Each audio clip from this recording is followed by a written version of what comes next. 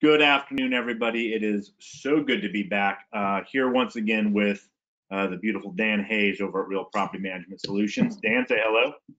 Hello. Beautiful is a pretty aggressive word, but hello. Well, you're looking nice and tan. It's all the sunshine we've been having. Thank you. Yeah. If you, I don't think anybody on here, it's their first time, but just in case, if this is your first time to one of our webinars, my name is Benjamin Ficker. I'm a multifamily broker with Equity Pacific Real Estate. All we do is multifamily investment properties. We help you take your duplex into a 4-unit, turn it into a 20-unit, and then let you retire on the beach with that cash flow. Obviously, with Dan's help, Dan is my go-to referral partner for all things property management. Look, we deal with a lot of properties and a lot of managers of those properties, and there's not a lot of people who treat their clients' investments like it's their own investment. The great thing about Dan, and he'll give you a bit of his background here in a sec, but is he's an investor himself, and his whole goal is to help you accelerate your wealth and your investment strategy. So I've been doing this in 3 weeks. I'll have been doing this for 6 years here at Equity Pacific Real Estate. It's been a crazy busy year. Let's just jump right into it. Dan, why don't you do a little bit of your background, and then I'll give you control over the slides. Great. Everybody, thanks again. Ben, thank you so much for the kind words. I am a residential property manager and a real estate investor. I'm a buy and hold investor here in Portland, Oregon. Ben and I do a lot of the work together, and man, you really, if you're thinking about selling your rental property, call Ben. He knows what's happening. We've got a lot going on, and I have prepared the latest on Senate Bill 282 and 278. Now, this class is typically prepared for realtor continuing education. I pulled some slides together around a rental market update using Apartment List, Rental Housing Journal, so you can go get this stuff if you want yourself easy enough. But I've just, for your own ease of information, I'm going to spin through just a couple of rental update slides, nothing major. And then I'm going to dig into what we are currently living under as relates to 282 and 278, as well as the CDC and now Multnomah County's extension of the extension, I call it. The good news is I think we see light at the end of the tunnel. I'm a landlord who accessed the Landlord Compensation Fund with a bad taste in my mouth the entire time that I was applying. I firsthand experienced the debacle that is the OHCS process for LCF. We're going through what we call OERAP right now. That's the Rental Assistance Program for tenants. It's slightly better, but not much. And we've got some weeks to go here, but it's getting better. In fact, I pulled some numbers this morning. In the month of July, sitting here on the 14th, about $1.4 million in rent collection each month. We're 5.5% delinquent as we stand today. That's one of our best months ever. Great. We also have the lowest amount of total rent in arrears since the pandemic really got going good. So again, we're starting to see things move. Let me share my screen with you, and I will see if I can't pull this off, Ben. Where did my presentation go? Let's see. Figure it out. Is it just my invite here? Sorry I thought I had that up, you guys. Well, while you're pulling that up, we just closed on the sale of a 14-unit over off of 130th and Powell, and that client actually collected her 80% on the Landlord Compensation Fund, Right. got through it, got approved, and then it was radio silence up until one day her property manager called and said, hey, we just got a deposit for these funds. She had no idea it was coming. So that was also right before they made the change and made it 100%. So she's seeing if she can get that back, but at the very least, she got her 80. So. All right, Ben, can you see my PowerPoint presentation? I can. You're on the notes version of it where it shows the next slide and all of that, but that works for me if it works for you. It doesn't, but let me. Is that better? Or is That's it the same thing. Okay, I don't know what I'm doing. I'm gonna share this. Okay. Yeah. So gang, let's go through this real quick. Let me see let me see if I can't get this out to you. We're gonna spend about 30 minutes on it and see if we can't get the information out. All right, like I said, rental market update. We're gonna talk about Senate Bill 282, hot off the presses, and what I'm considering to be the grace period extension update. We're not on an eviction moratorium officially extension. We are on the grace period extension. You actually can end tenancies for non-payment of rent now. I'm going to talk about 278. I'm going to talk about CDC and what Multnomah County's extension means. Not legal advice. Do your own diligence. All we do is property management, 30 years experience. We operate across the 3-county area, everything from single family up to mid-market, multifamily, anything in between, anything with Plex in its name. Rents nationally are coming back. The dotted line is what the pre-pandemic trend was. The solid blue line nationally is what is actually happening. Really big hockey stick. We're now nationally above pre-pandemic trends. Be on the lookout, in my opinion, before the year is done, around rent control talk nationally. That's not to be a Debbie Downer, but this rent is spiking across the country. Very regional from a price variation standpoint. When we were together last, hard hit cities on the East and West Coast are coming back hard, but many of them are still below pre-pandemic trends, but on their way to being recovered. This is a slide of that. Let me skip to this. Right off of apartment lists, Portland is now up 2.5%, and you can see that is just slightly above where we were pre-pandemic. When I did this rental analysis a month before the shutdown, before the restrictions came in place, the 2020 projection was up between 2 and 2.5% for Portland. We're now halfway through 2021, and we are up 2.5% for Portland. And it does lag what's going on in Oregon. It also lags what's going on nationally, but we are now moving in the right direction. Here's what it looks like across the major suburbs or cities that are adjacent to the city of Portland. What a difference a year makes. The blue line is the June month-over-month increase. Hillsborough, Bend, Salem, Lake Oswego leading the way on a month-to-month basis. Take a look at the year-to-date rent growth. That's the chart. That's the numbers on the right-hand side. It's the red line graph. Bend up nearly 25%. Nearly 30% year-to-date. Salem above 25%. Lake Oswego up 25. Salem up 15%. Salem up 13%. Hillsborough up around 16%. Rent control does not work, just so you know. When landlords can raise the rent between tenancies, it has very little to do with the ability to control rent. What it really does is hurts those that are well below market and have tenants that won't. So this is what it looks like on a month-to-month basis. Here's what it looks like year-to-date for these cities. Portland, of course, lagging behind. Gresham, outside of Portland, Gresham is the lowest on a month-to-month basis, and year-to-date around, let's call it 9%. All right. If you've got a single-family home in the suburbs, you'll have it rented in a pretty quick order. Okay, so rent's going up. In some cases, going up quite a bit. Year-to-date, it's up dramatically in some of these suburbs. And remember, when we talked about some of the trends of the pandemic, we see people moving to cities that are not an impossible commute into the major market once or twice a week or once or twice a month. And that's literally what we're seeing now. And of course, all the supply issues and lumber prices, et cetera. Okay, let's do a quick refresher of where we're at. House Bill 4401 is still out there. The emergency period is over. Okay, it absolutely is over. It ended on June 30th. So July 1 is a new day and a new set of rules and a new set of requirements in a number of areas. We're now in the grace period. We're officially in the grace period. So what a landlord must do, they have to bifurcate their balance owing. There's the balance owing before July 1, and then there's the balance owing after July 1. All right, but House Bill 4401's grace period is now until February 28th.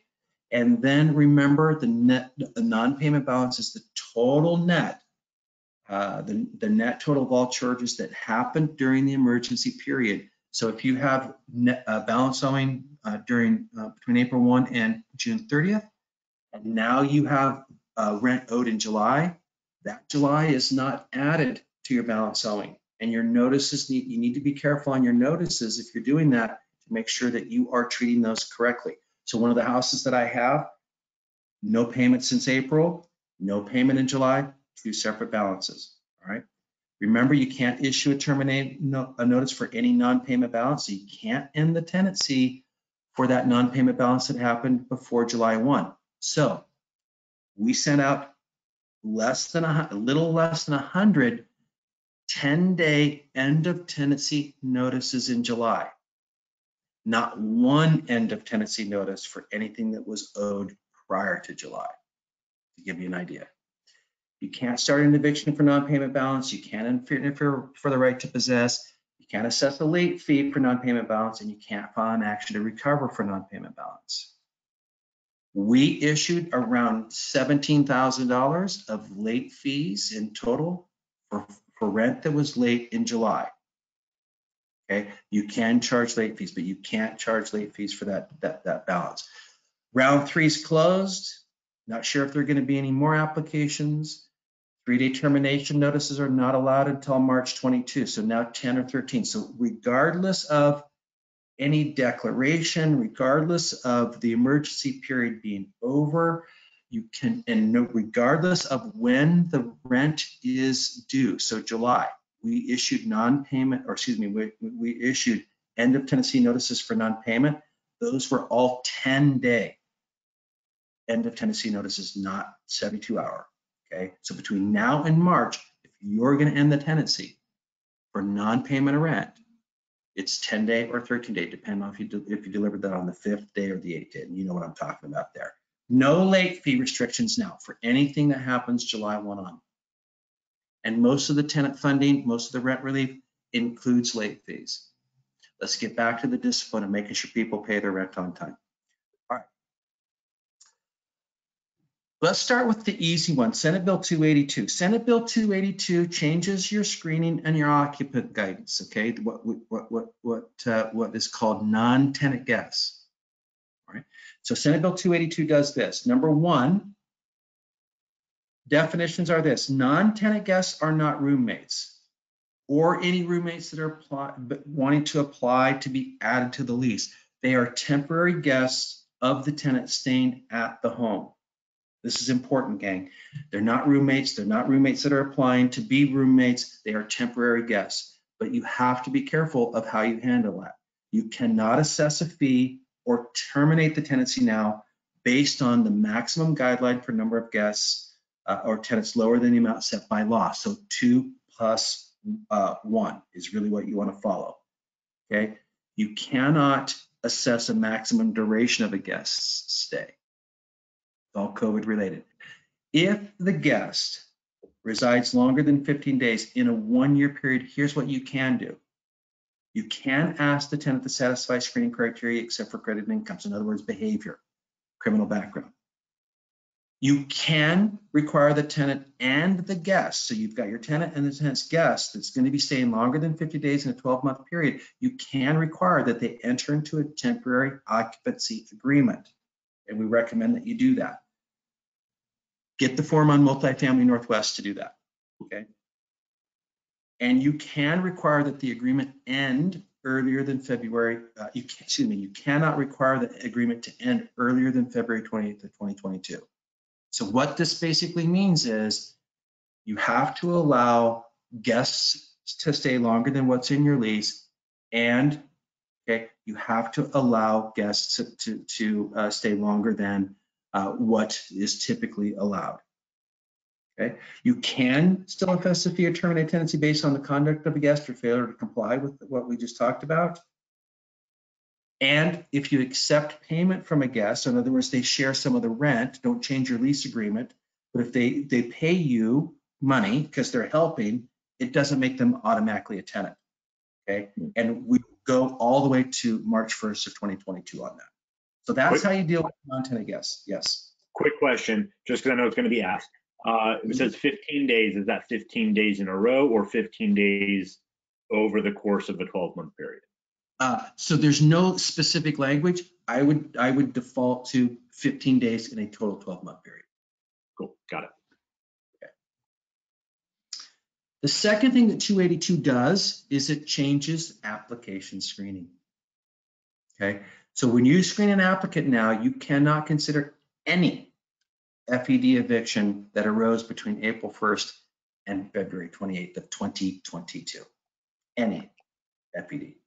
You cannot include any unpaid rents, including those reflected on judgments or collections that accrued between April 1, 2020 and February 2028 or 20th of 2022. And by the way, that will be sunsetted or repealed on January 2nd of 2028. So you'll need to look at your screening criteria. You'll need to make sure that your assessment considers this. If you're not already using a service, you should consider it because they'll have this work. Use one that's in Oregon, by the way.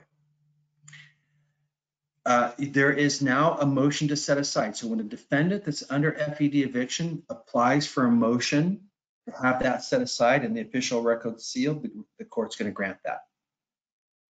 Okay. If it was a claim that was based on anything that arose between April 1st and February 28th of 2022.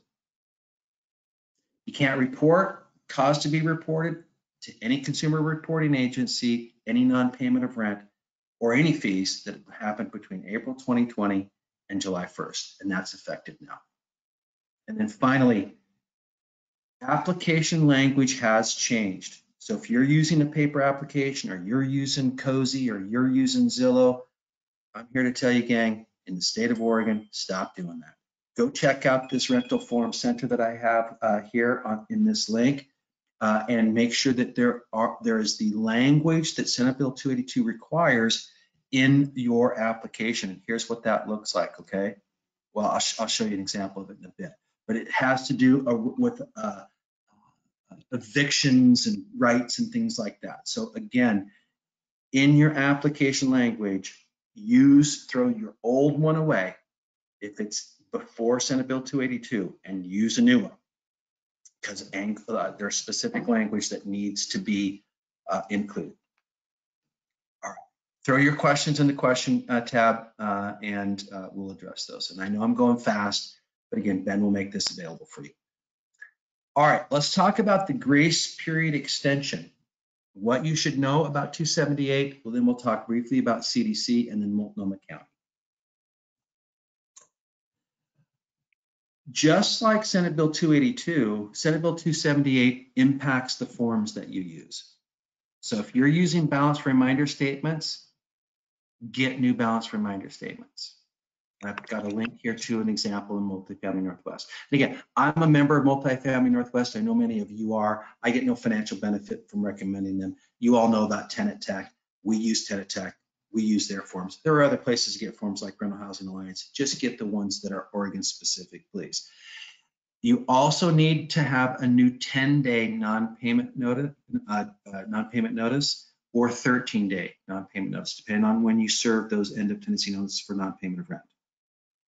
Okay. If you make a mistake, this costs, as always, are steep: 3 times the rent, defense to eviction, defense to that FED, actual damages, and attorney fees. So to my mind, average rents, that's a $10,000 bill, usually.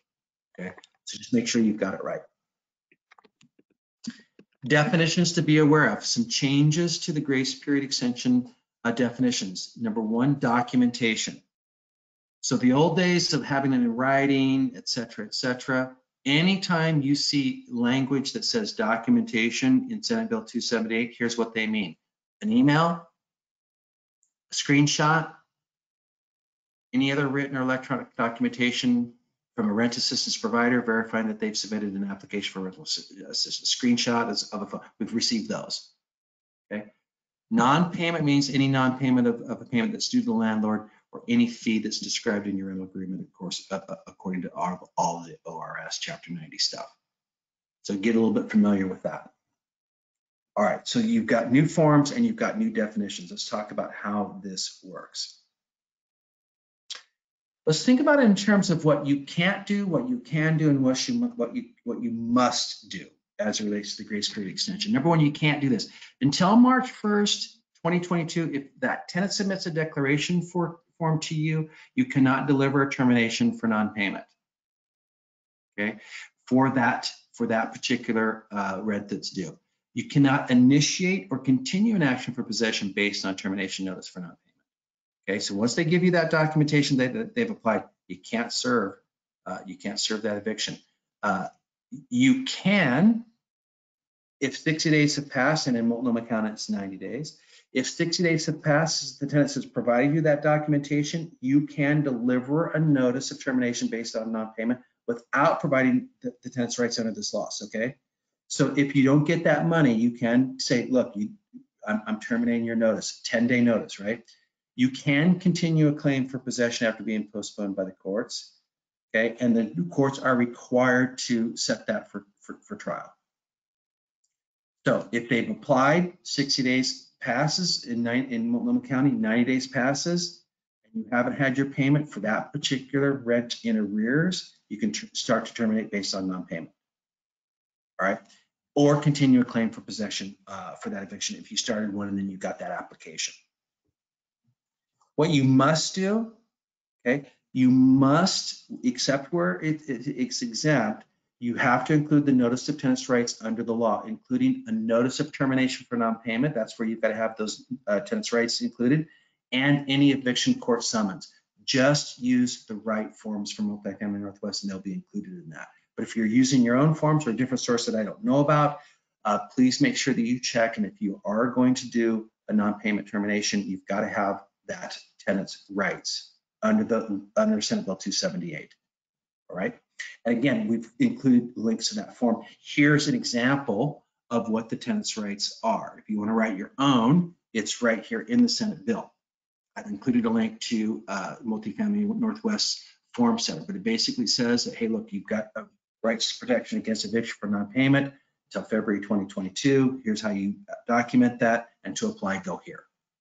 That's got to be included in those notices. Now, some things to be aware of. A court's going to dismiss that complaint for possession if, based on non-payment, if you fail to attach that notice of tenant's rights that we just talked about. They'll just dismiss it. Or that non-payment was substantially caused by the landlord's failure to reasonably participate with a rental assistance program. Now, here is where the rub is. Set the landlord compensation fund aside. But if your tenant applies for rental assistance and you refuse to participate because you don't want to sign the agreement that rental assistance requires, and by the way, if you don't have an attorney, you should get one, but you'll likely, if you have a tenant that has applied for rental assistance, it's quite likely when you sign that agreement, there's language in there that says you agree not to evict for a period of 90 days, even if you're in an area that you could evict for 60, if you don't get the money in 60. So please read that agreement. But if you don't participate, reasonably participate, you could have your eviction thrown out. That's why I want you to get legal counsel if you have that. If you continue to evict, of course, and you've got rental assistance covering that rent, or the tenant provided documentation before the claim was filed, all right? So just be careful there. If the claim's dismissed, the tenant's not entitled to prevailing party fees, costs, or attorney's fees.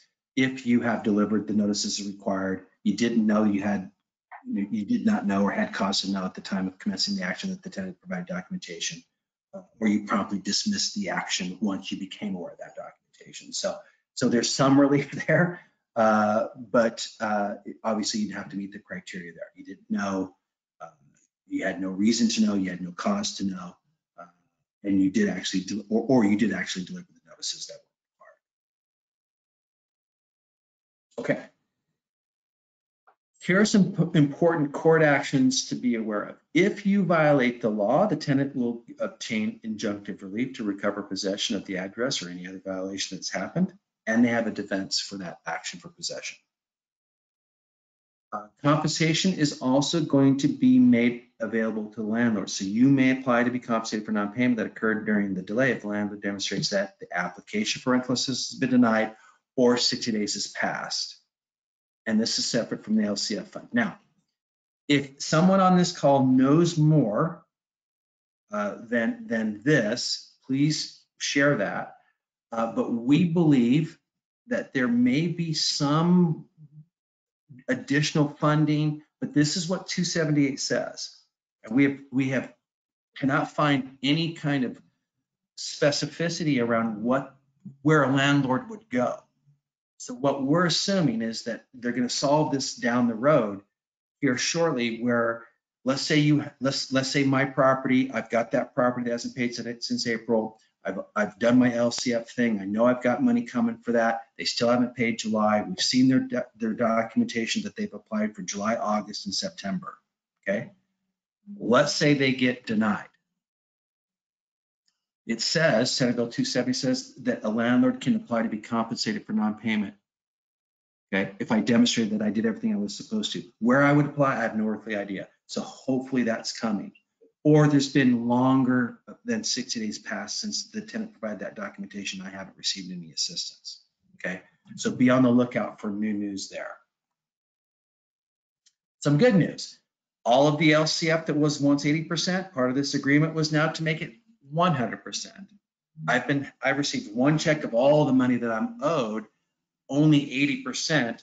I've checked onto my portal and it looks like it's all pending. So I expect more to come my way. And of course, our clients are in about the same boat. So if you applied for LCF and you qualified and were approved for 80%, you don't have to take any action. You'll be funded up to 100%, okay? And Senate Bill 278 does have language that requires that a third party administrate the funding. Now that's an admission that OHCS has jobbed this up something fair. So they said, look, let's do this. Let's just require that a third party that can actually do this, is set up to do it, can do it, and it should speed up some payments there. That's what we're hoping. Okay. I'll pause there and see if there are any questions on that. So 278. Okay, perfect. Well, hopefully that's helpful, everybody. Let's talk about the eviction moratorium. It's kind of interesting. So through the end of this month, the CDC moratorium is in fact in place. Okay, and if you haven't read it yet, and you feel like you might have an issue, do get familiar with it. But basically what it means is you can't evict any covered person.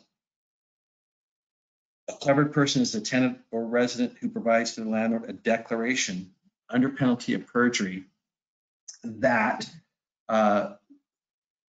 attest to those things that are required. They would be homeless. They would that they've been trying to find work. All those things that are in that notice, and they are doing so under penalty of perjury. Now, if we make a mistake, it's pretty expensive. Okay, the declaration form that a tenant has to be filled out is a link. There's a link right there. It ends on July 31st. Don't believe the news. I shouldn't say it that way. I would not count on the news telling you that someone sued the CDC and they won. I guarantee you the CD moratorium is in place and legal. Okay. Just real quick. So somebody did ask a question about the Supreme Court and this judge who had said it was unconstitutional. My understanding of it is the Supreme Court decided to not look at the case because we've got 2 weeks left in the month. By the time they got to it, it'd be over with anyway. So don't rely on that. Just act, whether you believe the news or not, just act as if it's in place and don't get yourself a $200,000 fine. That's better said, Ben, than what I just said. Our recommendation, you follow Oregon laws first in any case, okay? So start with city, then go to county, then go to state, and then finally country. That's your best bet. Just kind of think of it that way. Whoever thought we'd be in a situation that would have to consider that, but city, county, state, and then country. I'm close to wrapping up now. Think about Multnomah this way. Just basically take any area that Senate Bill 278 says 60 days and just change it to 90, and you'll largely have it. Okay. Tenant funding already requires landlords to agree to hold off on eviction for non-payment of rent for 90 days anyway, so it's likely going to look like this. But a timeline looks something like this. Between July 1 and September 1, tenant applies for rent support and notifies the landlord that they've applied. And as you know, they can apply for forward funding. So my tenants have applied for July, August, and September. I've received that. So now the clock starts ticking, and I have now 90 days that I cannot evict for non-payment of rent after receiving that declaration form. Okay. That's in Multnomah County. If you're outside Multnomah County, it's 60 days, unless you have an agreement that has added 30 days, which is quite likely. Okay. So please, my point of this is 60 days from the time you receive that documentation. Remember the definition of documentation. The agreement likely adds 90 days to it anyway. If you're in Multnomah County, it doesn't matter. It's 90 days. You can't evict for non-payment rent for 90 days. So if you, a scenario that you might want to think about, let's say that your tenants paid for July, they paid for August, September came along and they provided you documentation that they weren't going to be able to pay September, and your rental properties in Multnomah County. You then receive that documentation.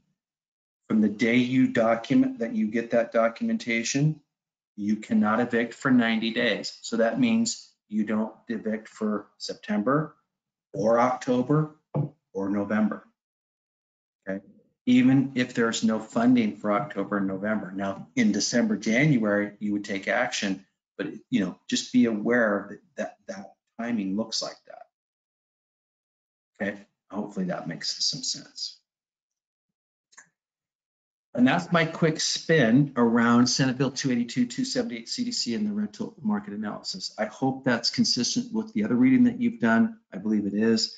Hopefully that's helpful for everyone. What questions do you guys have? And I'll stop sharing. So we don't have any questions right now. If anybody listening, if you've got questions, put them in the question box. I got it popped up, so I'll see them right when they come in. Dan, have you seen this?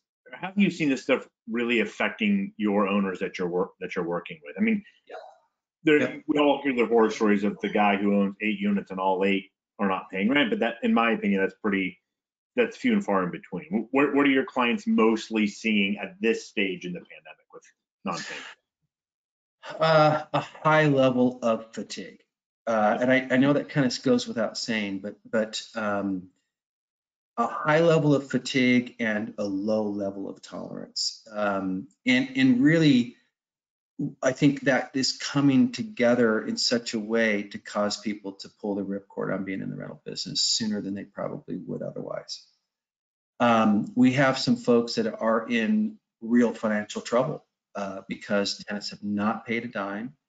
The foreclosure action is different than the LCF stuff, and the application was so challenging, and they were, not in a great position financially anyway, which, of course, we all know, don't get in the rental business if you don't have some reserves, but of course, sometimes you don't have a choice. So we've seen some people really, really get to the point where they feel like they're at their wit's end. Yeah. On the sales side of it, I talk to a lot of landlords. The people who have good professional management, yes, everybody's exhausted by it, but it seems like the people with good professional management are actually collecting quite a bit more than the people who are doing it themselves, right? And if you are doing it yourself, I'd highly recommend you talk to Dan. But if you're going to keep it in yourself, totally fine. Just keep in mind what it takes to keep up with this. Like if you've been trying to collect those rents, now you're not going out and saying, hey, give me this money, but you're just those gentle reminders and following all the proper documentation to stay front and center in front of your tenants. They will start paying those rents. So the other thing that I've noticed. Ben, sorry, I'd also say if you are self-managing and you're in the city of Portland, if you'd like to get a sense of what the mood is out there, not on the landlord owner side, but on the other side.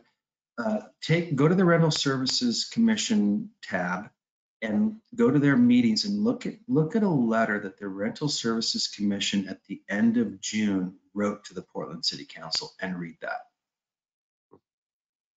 And if you are so compelled, like I was, to write my thoughts on it as a landlord to balance that conversation up, do it.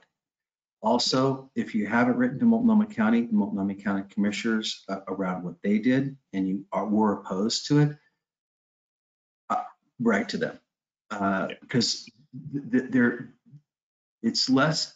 Everybody's tired. There's some owners getting out of it because of it, but again, at the risk of thinking us versus them, and this is not universal, but there is no question in my mind that there is a move underfoot to use this moment in time as a springboard to take even more permanent action around more tenant protection that are going to be permanent in nature. So, for example, one of the recommendations that this letter made to the City Council was to move to a 0% rent increase in Portland for the foreseeable future without, or require landlords to make a relocation payment. And if the City Council didn't agree with 0%, they should do no more than 5%. So there's a move out there, trust me. Yeah. And I think one of the reasons why Multnomah County came out with their 90 days and not the City of Portland is because the City of Portland is already working, that the Supreme Court heard about the relocation payment, stuff like that. So anyway, go read it if you're interested. And now's the time to get involved. Yes, absolutely. And when all this stuff first started, 9.9% in Portland, 7% plus CPI statewide, we all kind of had this thought that give an inch, they'll take a foot. And this is, you can see this trend starting to take that foot. So nobody really believed it was going to stay at 10% forever, right? There's an article that came out, I wish I should have bookmarked it, that was showing the effects of these rent control policies. And it's exactly what you and I predicted is you've got a lot of the smaller owners who've got 1 or 2 properties getting out of town, and all of the non-local people are coming in and corporatizing the local rental market, and it's having the exact opposite effect of what they want. And if anybody would have listened to myself or Dan, we could have told you that's what we're going to have. The only thing I'm surprised by, Ben, right now, honestly, and again, I know we're having a dialogue with, and folks are listening, so hopefully they find some value in that. The only thing that I'm surprised by is just how rapid that happened. Yeah, I thought it would take a little bit longer. Yeah. So we got a question here from Eric. Says, I applied for LCF and gave the tenant declaration form of that with round 2. Now after July 1st, I guess that things are back to normal for sending out the notice. Is there other funding for after July 1st that they need, that they get a new declaration for? The situation is in Clackamas County. The tenant said they hope to be able to pay this month, but I have not received any rent yet. Am I hearing that I need to wait 60 days for this new post July 1st timeframe? You're not hearing it that, is it Eric? Yeah, Eric. Yeah. So Eric, your question's a good question, and you're kind of right, but here's how I would say that. So you had that money that was owed you that happened during the emergency period, which is April 1 to June 30th. You applied to LCF, that's all happening, right? That's all simmering and percolating, and you're going to get a check. July 1 is here. No more eviction moratorium. That has not been extended. What has been extended is the grace period. Now, I know it feels like an eviction moratorium, and then even some people are calling it an eviction moratorium, but it's an extension of the grace period to pay. Because you can evict for non-payment of rent. You can. Okay. So if you have a tenant, now you go do what you think is right, you go get legal counsel, but I can tell you what we're doing. Anybody who's not paid July rent, it was due right when their lease says it's due. It's due on the 1st, it's late on the 5th. On the 6th, they got assessed a late fee, and they were given a 72-hour courtesy reminder that if we didn't see rent in the next 72 hours, we would deliver a 10-day end of tenancy notice. Okay. On the 8th day, anybody who had not paid their rent or given us documentation that they had applied for rental assistance, they received a 10-day notice to end their tenancy or vacate. About a little less than 100 for our business, okay? Since then, as you can imagine, there have been some people that have paid their rent, and then there are people that are submitting their application for rental assistance. And now we're just basically taking anybody who has not submitted that documentation that they've applied, we're going to go down and file for possession after that 10-day period, okay? So when you ask the question, do I have to wait 60 days? The answer is no, not until you have the documentation that they've applied. The funding that's now available is going to go to landlords, but it's to the tenants' responsibility to apply. So the landlords are not applying for the funding. The tenants are applying for the funding, and the landlord gets involved by signing part of the application, okay? And then agreeing to some stuff, and then the money's going to go to the landlord. That bleeds right into this. Sense? Yeah, and I think it answers this next question as well. Elaine says that actually you guys issued a 10-day notice for tenant who hasn't paid since April 2020. Correct. Will this affect my LCF application? My assumption is the 10-day notice was for missing July. Correct. Yeah, That's not right, for anything that is centered around the LCF application stuff. Yeah. Yeah, and if we need Angela or Tim to call Bob just let us know. Perfect. And then Mike asks, does Senate Bill 278 apply only to rents due after July 1st or to rents due prior to July 1st as well? Most of our tenants in arrears did not file for rent assistance, and we were left holding the bag since we couldn't evict. Is that a correct conclusion? Well, yes, but let me answer it this way, just for everybody's edification. And I think I may have mentioned this once or twice before. Think about this as two big buckets.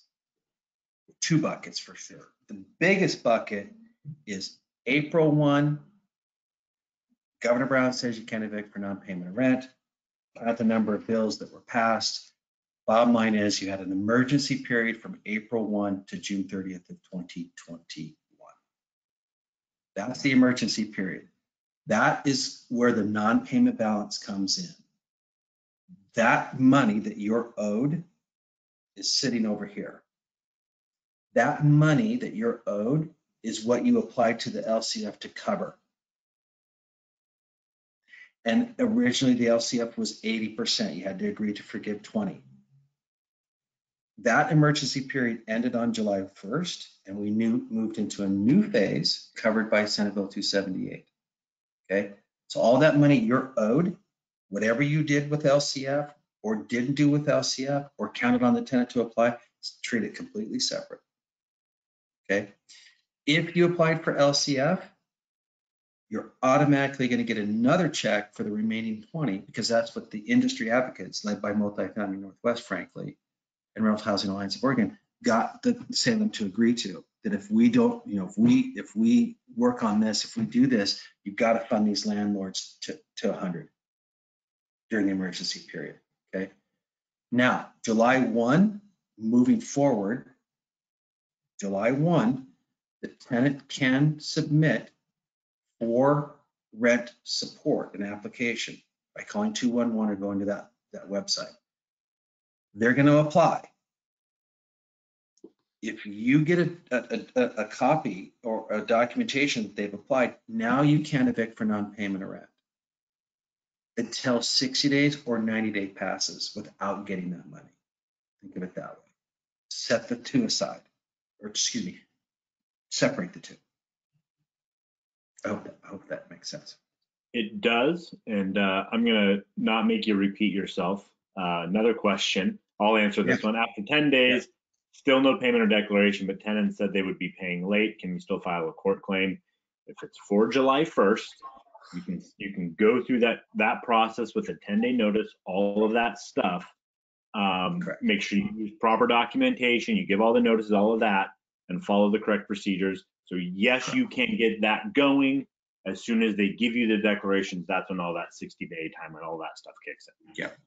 And because I live in a world where somebody wants to sue me every 5 minutes, words matter. So stop using the words declaration is what I would say to everybody for anything that happens after June 30th. Because that's not what you're getting. And I don't want anyone to get a text from their tenant that says, hey, dude, I applied for rental assistance. You can't evict me. That's not cutting it. May cut it before July 1st, but it's not working now. It's like, no, I need to see your application. Yep. And frankly, I mean, I think you'd probably agree with me. Had we been doing this from the beginning, where the tenants had to participate, I don't think people would be hurting nearly as much as they are, right?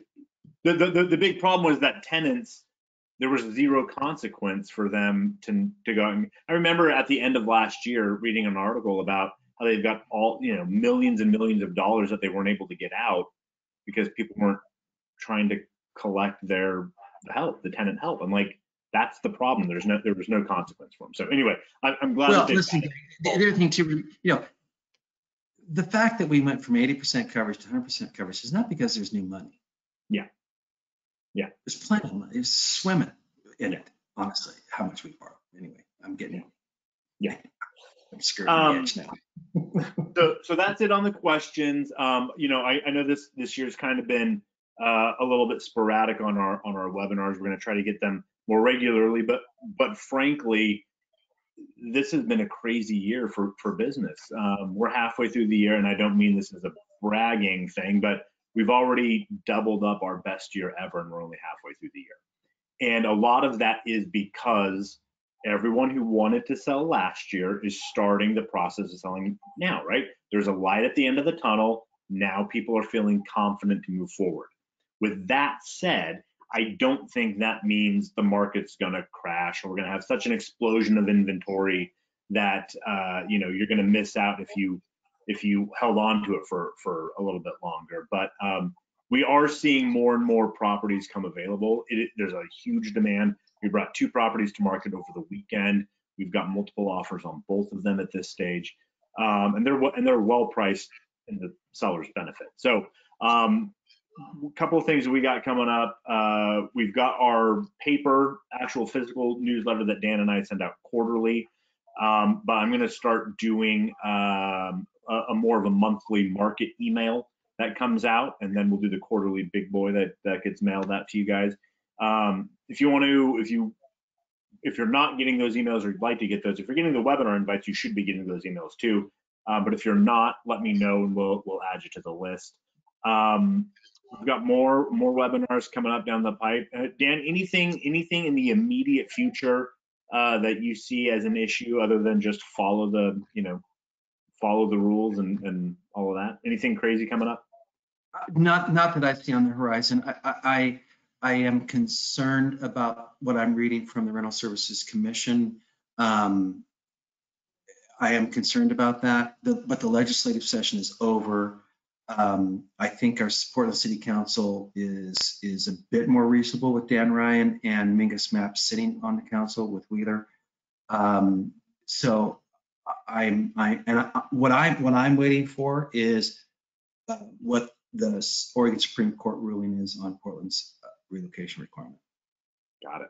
Yeah. And I think this fall, I don't know enough about how the Supreme Court works to know, but I think there are 3 things that we need to look out for in the next legislative session.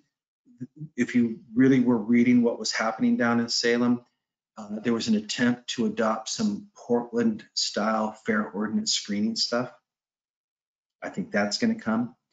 I think when people get bored and we're done with all the other nonsense, I think pet rent will come back to try and take away pet rent. So if you're charging pet rent, make it part of your total rent, if you can, at least renewal. You can have documentation, but separate rent. Stop doing pet deposits. And for us, that's a big deal. But I think screening is next. And it would be very hard, I think, for the legislature to move that 7% down. But I expect, I think, if I'm understanding what I'm reading, I'm expecting September's rent control amount to be somewhere around the 11 or 12% range. So we might not get the statewide thing down, or they might not get the statewide thing down, but there's nothing that would prohibit the city from lowering their numbers, right? Like they could start taking theirs down. Yeah, they could. Nothing seems to surprise me anymore. But by doing so post-emergency period, how is that not rent control? Yeah. If you do it as rents are rising, okay. Mhm. If it's not about controlling rent, Yeah. okay, it's about giving people money who can't afford to pay the rent. Yeah. Okay. Well, if you start to see rents go up and you lower that number down, and you're raising it within the state law. Yeah. How is it anything but rent control? So I think Portland's probably stepping carefully there if they're smart, and they're not, but they're at least savvy enough to pay attention to that. I just think they'll leave it to somebody else to do, maybe Multnomah County or something like that. I don't know. So the bottom line is get to market. Frankly, get yourself to market rents, like Ben says every single time, and don't futz around with that. Like, so on that note, because I still get this question every third phone call I have with somebody is, I thought we couldn't raise rents, or my property manager is telling me we can't raise rents right now. At the risk of why don't you tell them that they're wrong? You can raise rents. Get a different property manager. Seriously, sorry. That's not a selling document. We've got our challenges too. I've got a client on the call here that, I'm sure would tell you that there's some really good things we do and some things that he's probably coached us on. But I can tell you, if you have an ownership team that knows what the hell they're doing here, and you absolutely can raise the rent. Yeah. So for those who don't know what we're talking about, the city of Portland had a thing saying you cannot, if you could raise rents, and if you raised it anything, the tenants could move and you'd owe them relocation. That was for rent raises effective prior to March 31st. So we're well past that. And I talked with a guy last week whose property manager told him you cannot raise rents in the city of Portland.